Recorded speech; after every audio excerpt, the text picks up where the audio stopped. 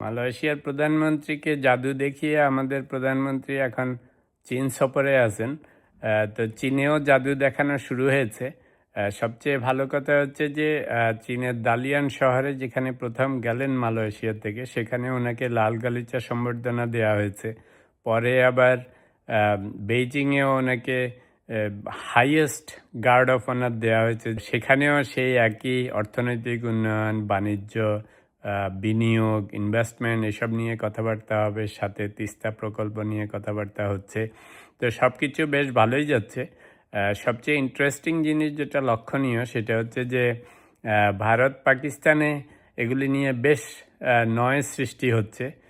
কারণ অতীতে তো বাংলাদেশের সব গভর্নমেন্টগুলি প্রথমে এই অঞ্চলে ভারতে একটু নমস্কার দিয়ে তারপরে যাত্রা শুরু করতো। ইলেকশনের আগে এবং ইলেকশনের পর অনেকের ধারণা ছিল যে তারেক রহমান মনে হয় ইন্ডিয়াকে দাসখত দিয়ে ক্ষমতায় এসছেন। কিন্তু এখন কাজেই বলে না যে কর্মেই ফলের পরিচয়। এখন দেখেন বুদ্ধিশুদ্ধি করে সেই মালয়েশিয়া গেছে, চীনে যাচ্ছে, এদিকে ভারত, পাকিস্তান ও অন্যান্য দেশ আছে যে হচ্ছেটা কি, আমাদের সাথে কোনো কথাবার্তা নাই, এখানে ওখানে যে ঘুরে বেড়াচ্ছে। তার মধ্যে যদিও বাংলাদেশ আমেরিকা বাণিজ্য চুক্তিটা নিয়ে অনেকের অনেক কমপ্লেইন আছে, তবুও আমি সবসময় পজিটিভ দেখার চেষ্টা করেছি। যে টার্মস অ্যান্ড কন্ডিশন হয়তো একটু টাফ হয়েছে, কিন্তু আই লাইক দি আইডিয়া যে যেহেতু বহু বছর ধরে, গত 55 বছর ধরে আমরা ভারতের সাথে কোনো না কোনোভাবে আটকে আছি, এখন দেখেন বর্তমান রাজনীতির খেলায় ওদের রাহু থেকে মুক্ত হওয়ার জন্য আপনাকে অন্য কোথাও যেতে হইতো। তো এখন আপনার বাণিজ্য চুক্তি হচ্ছে আমেরিকার সাথে, নানা রকম ইনভেস্টমেন্ট হচ্ছে আপনার চীনের সাথে, মালয়েশিয়াও আমাদের সাথে খুশি।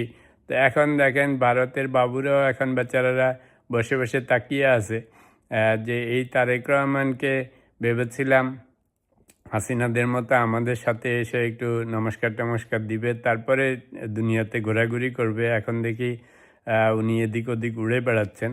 খালি যে উড়ে বেড়াচ্ছেন তা না, মালয়েশিয়া এবং চীন সফরের যে দৃশ্য, যেভাবে সরকার তারেক রহমান সাহেবকে যেভাবে সম্বর্ধনা জানাচ্ছেন, যেভাবে ওনাকে রিসিভ করছেন, রিসেপশন দিচ্ছেন, বুঝেই যাচ্ছে মানে এই সরকারকে এবং এই সরকার প্রধানকে কিভাবে ওয়েলকাম জানাচ্ছে। তো এটা নিশ্চয়ই ওদের আরও ভালো লাগতেছে না।